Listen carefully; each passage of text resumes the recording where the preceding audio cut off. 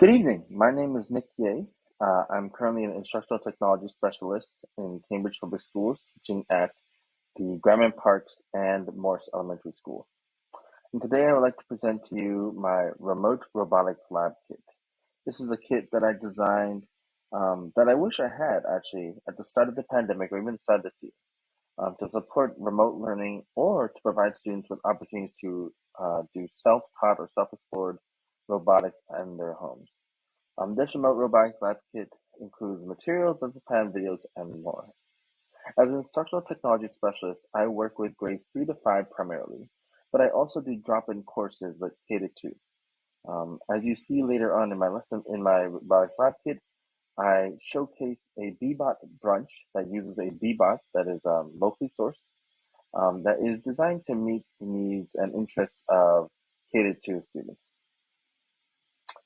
This robotics lab kit is organized in such a way that I provide a preface where I outline the importance of both my teaching philosophy as well as sort of my motivations in this program.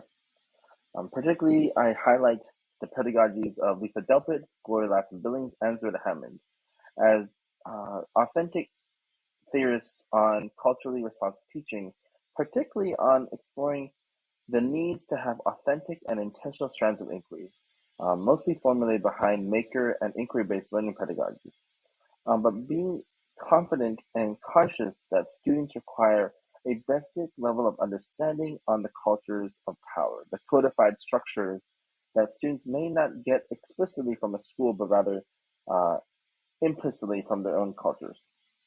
And so it's important that in teaching, particularly robotics, that students must be able to understand terminology, even just the ideas to practice and iterate and fail, and to not actually be worried about the consequences.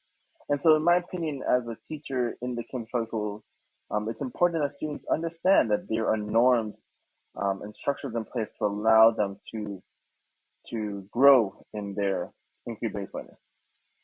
One thing I also like to highlight is Kevin Kumashiro's also writing, who influenced a lot of my teaching in that giving authentic opportunities for student voice and agency.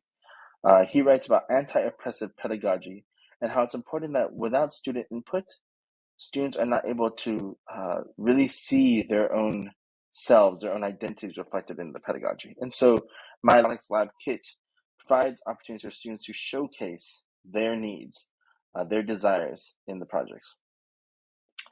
In this, I also provide introductions for those who are using this kit, as well as a materials list, unit introduction, and the lesson plans with videos all linked and attached.